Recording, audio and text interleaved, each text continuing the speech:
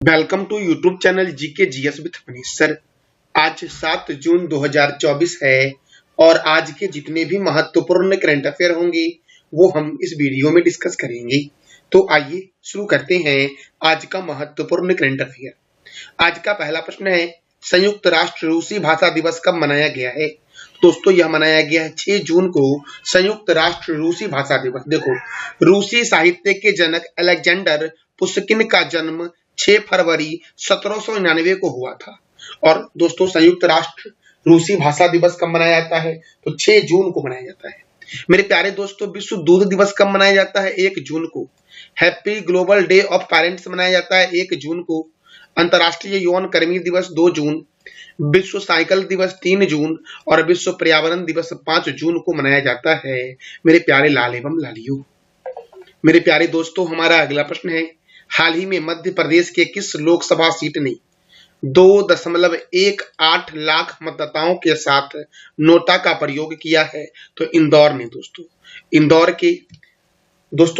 के मतदाताओं ने 2.18 लाख नोटा का प्रयोग किया है। दोस्तों इनमें से कोई नहीं का विकल्प चयन किया है मध्य प्रदेश के इंदौर लोकसभा ने। यहाँ पर भाजपा के उम्मीदवार शंकर लालवानी को लगभग 10 लाख वोट मिले दोस्तों। तो मेरे प्यारे दोस्तों, अब इंदौर मध्य प्रदेश में है। तो मध्य प्रदेश की स्थापना कब हुई? 1 नवंबर 1956 को। मध्य प्रदेश की राजधानी है भोपाल और भोपाल में है राजा भोज अंतरराष्ट्रीय हवाई अड्डा। भोपाल में है भोजताल झील दोस्तों। मध्य प्रदेश के मुख्यमंत्री हैं मोहन यादव। मध्य प्रदेश के गवर्नर हैं मंगू भाई छगन भाई पटेल। मध्य प्रदेश में राज्यसभा 11 है और लोकसभा 29 है। विधानसभा सीट दोस्तों यहाँ पर है 230। मेरे प्यारे दोस्तों, बीजेपी को दोस्तों विधानसभा चुनाव में 163 सीटें मिली थी और इंडियन नेशनल कांग्रेस पार्टी को 66 और अदर को 1 सीटें मिली थी। मेरे प्यारे दोस्तों देखो, मध्य प्रदेश के नेशनल पार्क को जानते हैं हम एक बार। दोस्तों मध्य प्रदेश में सर्वाधिक नेशनल पार्क है। कुछ प्रमुख नेशनल पार्क जो हैं वो है कान्हा किसली राष्ट्रीय उद्यान, माधव राष्ट्रीय उद्यान, पन बिहार राष्ट्रीय उद्यान, सतपुरा राष्ट्रीय उद्यान, वाधवगढ़ राष्ट्रीय उद्यान किस राज्य में है? तो मध्य प्रदेश में है। ओंकारेश्वर राष्ट्रीय उद्यान, डायनासोर राष्ट्रीय उद्यान, कूनो राष्ट्रीय उद्यान, पन्ना बाघ रिजर्व, पेंच बाघ रिजर्व, पंचमढ़ी अभ्यारण्य किस राज्य में है? तो मध्य प्रदेश में है। गांधी सागर वन्यजीव अभ्यारण्य दोस्तों मध्य प्रदेश में है। नरसिंहगढ़ वन्यजीव अभ्यारण्य, सरदारपुर वन्यजीव अभ्यारण्य, राष्ट्रीय चंबल वन्यजीव अभ्यारण्य किस राज्य में है? तो मध्य प्रदेश में है। राजा भोज अंतरराष्ट्रीय हवाई अड्डा कहाँ है? तो भोपाल में है राजा भोज अंतरराष्ट्रीय हवाई अड्डा। देवी अहिल्याबाई होलकर अंतरराष्ट्रीय हवाई अड्डा इंदौर में है। और इंदौर दोस्तों भारत का सबसे स्वच्छ शहर कौन सा है? तो इंदौर है। दोस्तों सोया प्रदेश और टाइगर स्टेट के नाम से जानते हैं मध्य प्रदेश को। सोया प्रदेश और टाइगर स्टेट के नाम से जानते हैं किसे? तो मध्य प्रदेश को जानते हैं। और मध्य प्रदेश के पड़ोसी राज्य कौन कौन से हैं? तो उत्तर प्रदेश है, महाराष्ट्र है, छत्तीसगढ़ है, राजस्थान है और गुजरात जो है ये मध्य प्रदेश के पड़ोसी राज्य हैं दोस्तों। सांची का स्तूप कहाँ है? तो मध्य प्रदेश में है और इसका निर्माण अशोक ने करवाया था।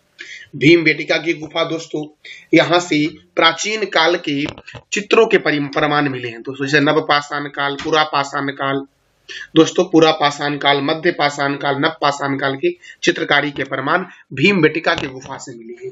और यह किस राज्य में है? तो मध्य प्रदेश में है। अगले प्रश्न की ओर बढ़ते हैं दोस्तों। हमारा अगला प्रश्न है, 81वीं अंतरराष्ट्रीय वायु परिवहन संघ की मेजबानी कौन सा देश करेगा? 81वीं अंतरराष्ट्रीय वायु परिवहन संघ की मेजबानी करेगा अपना प्यारा देश भारत दोस्तों। तो इसका आंसर क्या हो जाएगा? ए। और इसका आयोजन होगा कहां पर? तो नई दिल्ली में होगा दोस्तों। नई दिल्ली के उपराज्यपाल कौन है जरा ये आप बता दो कमेंट बॉक्स में दोस्तों। अब देखो दोस्तों, नई दिल्ली में दोस्तों ये जितने भी संस्था आपको दिख रहे हैं ये सभी का हेडक्वार्टर जो है ये कहां पर है? तो नई दिल्ली में है। जैसे कि केंद्रीय रिजर्व पुलिस बल सीआरपीएफ की स्थापना 1939 को हुई। राष्ट्रीय क्रेडिट कोर एनसीसी की स्थापना 1948 को हुई। भारत तिब्बत सीमा पुलिस आईटीबीपी की स्थापना 1962 को हुई। सीमा सुरक्षा बल बीएसएफ की स्थापना 1965। राष्ट्रीय सुरक्षा गार्ड एनएसजी की स्थापना 1984 में हुई। केंद्रीय औद्योगिक सुरक्षा बल सीआईएसएफ की स्थापना 1969 में हुई। मेरे प्यारे दोस्तों दिल्ली में ही है कुतुब मीनार। तो इस कुतुब मीनार का निर्माण किसने करवाया और इसे पूरा किसने करवाया और इसकी ऊंचाई क्या है, इसका जवाब देना है कमेंट बॉक्स में दोस्तों। मेरे प्यारे दोस्तों इस वीडियो का पीडीएफ आपको टेलीग्राम पे मिलेगा, जिसका लिंक वीडियो के डिस्क्रिप्शन बॉक्स में है। दोस्तों हमारा अगला प्रश्न है, हाल ही में केंद्रीय अप्रत्यक्ष कर और सीमा शुल्क बोर्ड के अध्यक्ष ने कहां पर जीएसटी भवन का उद्घाटन किया है? तो दोस्तों इसका उद्घाटन जो किया गया है ये रोहतक में किया गया है।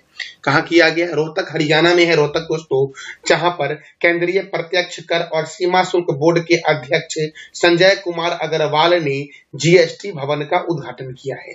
दोस्तों जीएसटी का फुल फॉर्म क्या होगा ये आप बताओ कमेंट बॉक्स में। अब हरियाणा के रोहतक में किया है दोस्तों, तो हरियाणा के बारे में जानते हैं। हरियाणा की राजधानी क्या है? चंडीगढ़। दोस्तों चंडीगढ़ जो है ये पंजाब की भी राजधानी है। हरियाणा और पंजाब की संयुक्त राजधानी जो दोस्तों है ये क्या है? तो चंडीगढ़। चंडीगढ़ के वास्तुकार जो है उनका नाम है ली कार्बूजियर दोस्तों। चंडीगढ़ में एक रॉक गार्डन है, उसका वास्तुकार कौन है दोस्तों? तो नेक चंद्र है दोस्तों। कौन है? नेक चंद्र। हरियाणा के गवर्नर हैं बंडारू दत्तात्रेय। हरियाणा के मुख्यमंत्री हैं नयाब सिंह सैनी। और यहाँ पर राज्यसभा 5 है, जबकि लोकसभा कितना है? तो 10 है दोस्तों। मेरे प्यारे दोस्तों सुल्तानपुर राष्ट्रीय उद्यान कहाँ है? तो सुल्तानपुर राष्ट्रीय उद्यान हरियाणा में। भिंडावास वन्य जीव अभ्यारण्य, खापरवास वन्य जीव अभ्यारण्य, ये दोनों भी हरियाणा में ही है। सरहिंद नहर सतलज नदी पर हरियाणा में है, जबकि रिहंद परियोजना उत्तर प्रदेश में रिहंद नदी पर है। नेशनल डेयरी रिसर्च इंस्टीट्यूट का हेडक्वार्टर करनाल में है। दोस्तों मस्तिष्क अनुसंधान संस्थान जो है ये कहां पर है? तो गुरुग्राम में, हरियाणा के गुरुग्राम में है। दोस्तों गुरुग्राम में ही अंतरराष्ट्रीय सोलर अलायंस का हेडक्वार्टर है। गुरुग्राम में ही दोस्तों भारत का पहला अनाज एटीएम अन्नपूर्णा एटीएम बना था दोस्तों। मेरे प्यारे लाल एवं लालियों, हम अगले प्रश्न की ओर बढ़ते हैं और हमारा अगला प्रश्न दोस्तों है, हाल ही में किस देश के अंतरिक्ष यात्री ओलेग कोनोनेको अंतरिक्ष में 1000 दिन पूरे करने वाले पहले अंतरिक्ष यात्री बने हैं? तो रूस के दोस्तों। यह रूस के अंतरिक्ष यात्री हैं जो दोस्तों अंतरिक्ष में 1000 दिन पूरे करने वाले अंतरिक्ष यात्री बने हैं। नाम क्या उनका? तो ओलेग कोनोनेको दोस्तों। अब मेरे दोस्तों रूस, तो देखो दोस्तों रूस की राजधानी क्या है? तो रूस की राजधानी है मॉस्को। रूस की करेंसी है रशियन रूबल। रूस के राष्ट्रपति है व्लादिमीर पुतिन और रूस के प्राइम मिनिस्टर कौन है? तो मिखाइल मिशुस्तिन दोस्तों रूस के प्राइम मिनिस्टर हैं।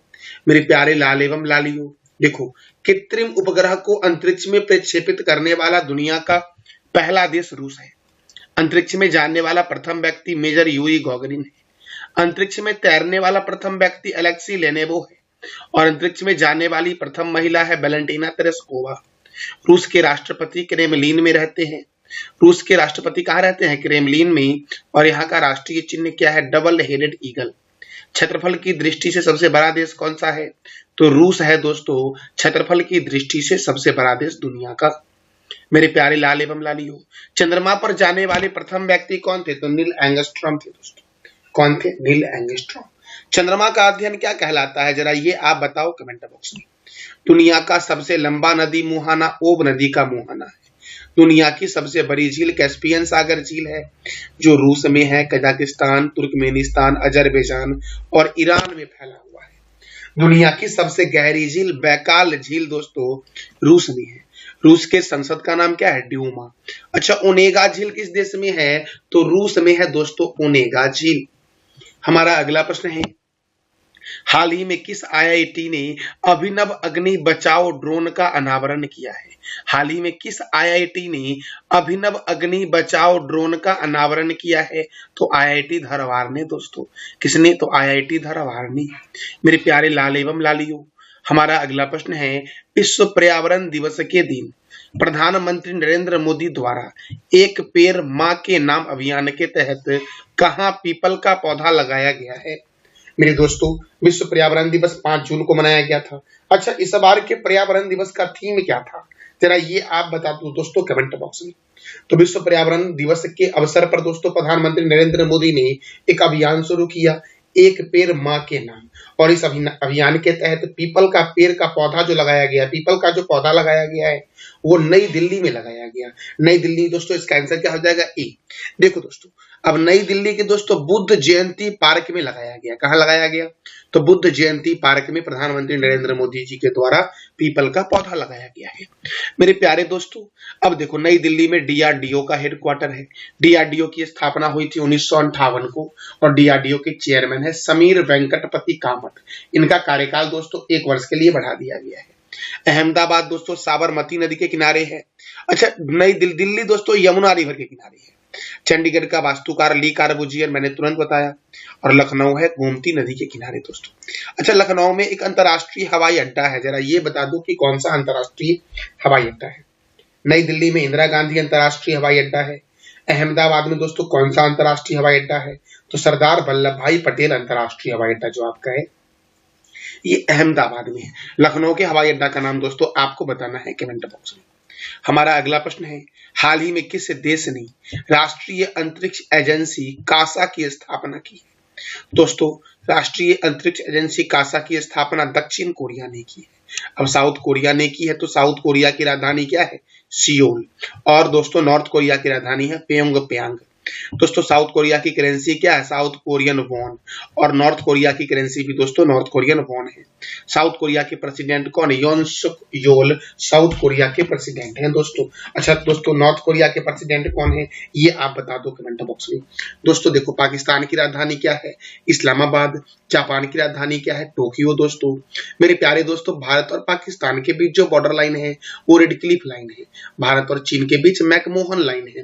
दोस्तों पाकिस्तान और अफगानिस्तान के बीच डुरंड लाइन है। और दक्षिण कोरिया और उत्तर कोरिया के बीच जो लाइन है वो 38वीं समांतर रेखा दोस्तों दक्षिण कोरिया और उत्तर कोरिया के बीच है।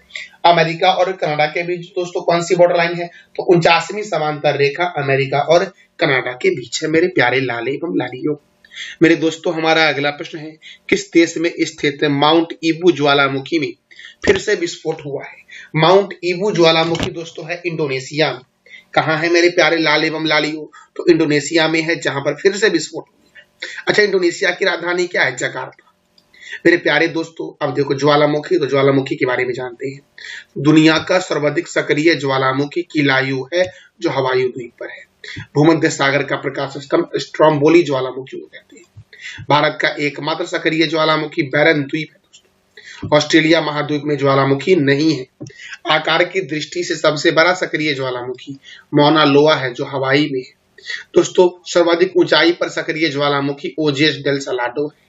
विश्व का सबसे ऊंचा ज्वालामुखी पर्वत माउंट कोटोपैक्सी है जो इक्वाडोर में है स्थित। मेरे प्यारे लाल एवं लालियों, अच्छा दोस्तों, ज्वालामुखी प्रक्रिया के दौरान जो पृथ्वी के धरातल से द्रवीभूत पदार्थ निकलते हैं लावा और गैस के रूप में, उसे क्या कहते हैं? मैग्मा कहते हैं।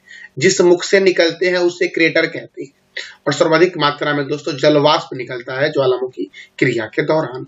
तो मेरे प्यारे दोस्तों, ये था हमारा आज का महत्वपूर्ण करंट अफेयर। अब जो दोस्तों मैंने पिछले क्लास में आपको बताया था उसको जरा सा हम रिवीजन कर लेते हैं।